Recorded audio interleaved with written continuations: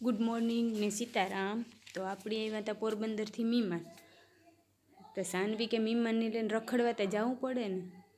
તો અમારે મીમાને હરખુડાવતા અમારે જીવન કે હાલો રખડેવીએ. તો અમે જતા ત્યાં રિલાયન્સ મોલમાં અને પુગેવા રિલાયન્સ મોલમાં. જો રિલાયન્સ મોલ ટ્રેન્ડ્સ ને ગિનિયન જોની બધું હતું. અમારે તો કંઈ લેવાનું નહોતું બહુ જાજુ, એટલે લઈને આવતા રહેતા ઘેર. ને સાનવીબેન થઈ ગયા ત્યાં તૈયાર. અમારે જવાનું હતું ભીશ્રીમાના મંદિરે. રાજકોટને બહાર આવ્યું તે બપોરેથી નીકળી જાય તો જ પૂગીએ સાંજ સુધી. ને અમારે સાનવીબેને હેરસ્ટાઈલ બેરસ્ટાઈલને વારી હતી, એટલી સ્ટાઇલું મારતા હતા કે મમ્મી મારા ફોટા પાડ. ફોટા બોટા પાડે ને નીકળે ગયા આપણે ભીશ્રીમાના મંદિરે જવા. રસ્તો આપણે જોયો નહોતો, એટલે આગળ અમારી જ ગાડી હતી વરના, એટલે એને વાહે વાહે જ આપણે જવાનું હતું. તો આપણી છેલ્લે હતી એનો વાહો જ મૂકો નહીં. ને અમે પૂગવા જઈવા ત્યાં જેવો ડુંગર ઉપર ભીશ્રીમાનું મંદિર છે, તો અમે ત્યાં પૂગે ગાતા. જેવો ડુંગર ને નદી ને મસ્ત ગામડે જેવું વાતાવરણ હતું, એટલે આપણી સાનવીની ત્યાં મોજ આવી જાય.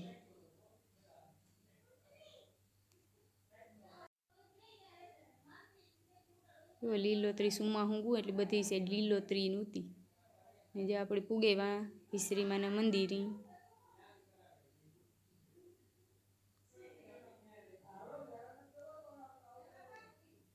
જો મસ્ત નજારો હે ને. આ બધા હતા અમારા મીમાન. સાનવીબેન અમારા મોજ જતા હતા, જેણી કે એની ત્યાં ભીશ્રીમાનું મંદિર જોયું હોય. અમે પહેલી જ વાર આવ્યા હતા કે મમ્મી આ તો હિસકાન હે. તો આપણે કહ્યું કે એ બધું વર્તા કરવાનું. તો કે આ કે તળાવ હે કે એમાં તો પૈસા પડ્યા. તો એની ખબર નહોતા કે આમાં આપણે પૈસા નાખવાના હોય. તો અમે કીધું કે એમાં પૈસા નાખવાના હોય તો એની પછી પૈસા નાખવા જોઈએ. પછી એની પૈસા કાઢીને એમાં નાખવા હતા. એને જો બોલો, પૈસા એમાં નાખીને ખુશ થઈ જાય ટાયા.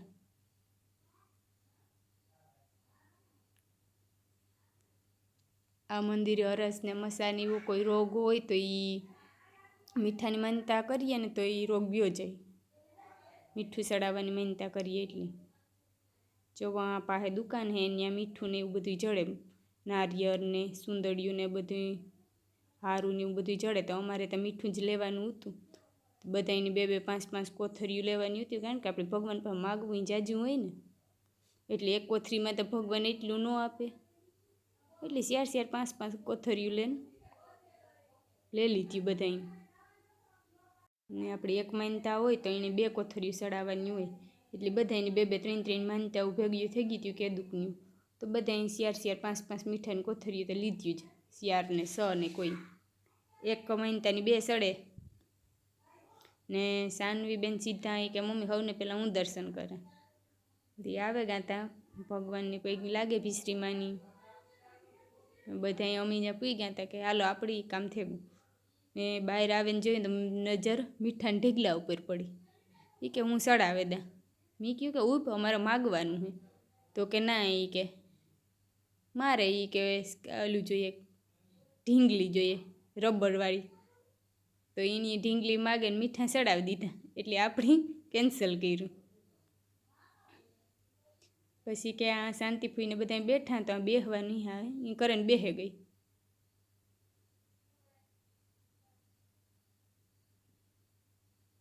ને આ હે ભીશ્રીમાન મંદિરની બધું વ્યૂ ને બધું મસ્ત નજારો હે. એકદમ લીલોતરી હે, પાસે ઝાડવા ને અસલ હે. આ ડુંગર ઉપર મંદિર હે એટલે હેઠે બધી ઝીણકું ઝીણકું દેખાતું.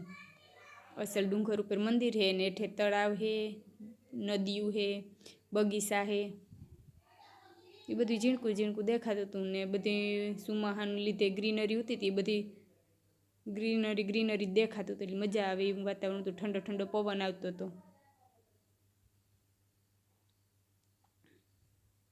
ને આ કોરાઈ ભીશ્રીમાનું મંદિર હે, નાની ડેરી.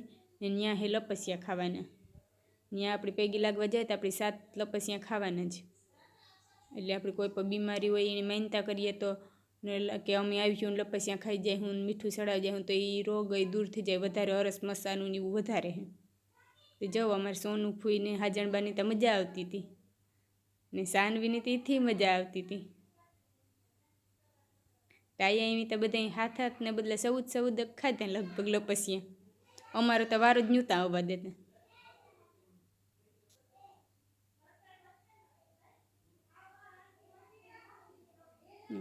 અમે સાનવી બેન અડધેથી જ લપસ્યું ખાઈને જોજો પાછી અડધેથી વહી જાય. પછી અમે કીધું બહુ ખાધા તમે, એવો મારો વારો આપો. જો આ હું તો ઝીણકા ટાઈ આવતા તે રમવાનું નહોતું જેડ્યું, બોલો એવી મજા આવતી હતી.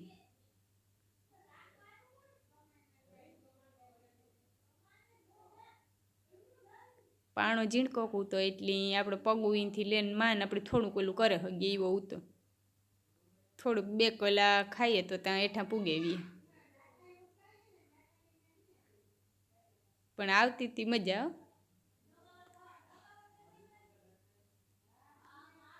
ટાઈ એમ તે સૌદ ખાધા, પણ આ અમે બધા સૌદ ખાધા. જોજો 1-2 વધારાનું ખાઈ લીધું કે એકાદું જો અધૂરું બધુરું રહ્યું હોય તો પૂરું થઈ જાય. તો સાનવી કે મમ્મી મારે આજે 5 જ થયા, કે મારે 7 ને જ થયા. કીધું તો લહેરો.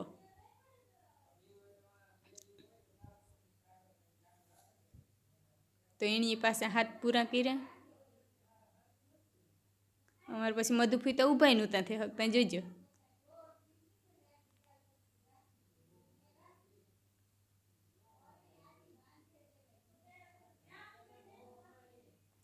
લપસ્યા ખાઈને આપણી પાસે ઘેર જવાનું હતું.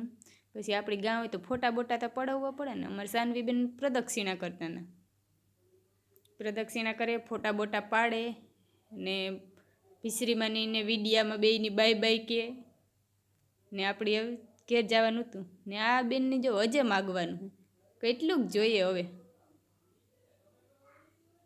એ કે જ્યાં સુધી દેખાય નજર પૂગે ત્યાં સુધી આપણું. એ કે હેઠે રૂપારી ગૌશાળા ઉતી, ગાયું દેખાતી ઝીણકી. જો વાંકી વાંકનો બગીચો દેખાય. ખબર નહોતા પડતા ઉપરથી કે કીવાનો હે, પણ બગીચા જેવું લાગતું હતું. મસ્ત જો તળાવ દેખાય, નદી હે સાઈડમાં. બધા હોના સંપલ ગોતે ને પહેરે ને આવે કંઈ કે પ્રસાદ લેતા જાવ. પ્રસાદમાં સાન ગાંઠિયા આવતા, સાના અમીરિયા બંધાણી. એટલે રૂંઢાનો ટાઈમ હતો એટલે બધાએ ચા પીધો. ને આ બેન જો ચા પીતા હતા. એ કે પ્રસાદી તો મમ્મી લેવી પડે. મેં કીધું હા હો એ લેવી પડે. તો એની ફૂઈ વરે કે સાયરી સાની ગાંઠિયા લેતી નાસ્તો થઈ જાય. ને આજે આખા વરસનું મીઠું લેતા હતા. એ કે તા એ કે મારે 2 કોથરી નહીં થાય, તો શિયાર લઈ લીધી. સાન બી 2 લઈ લીધી. પ્રસાદીમાં આપણે મીઠું ઘેર લઈ જવાનું હોય ત્યાંથી.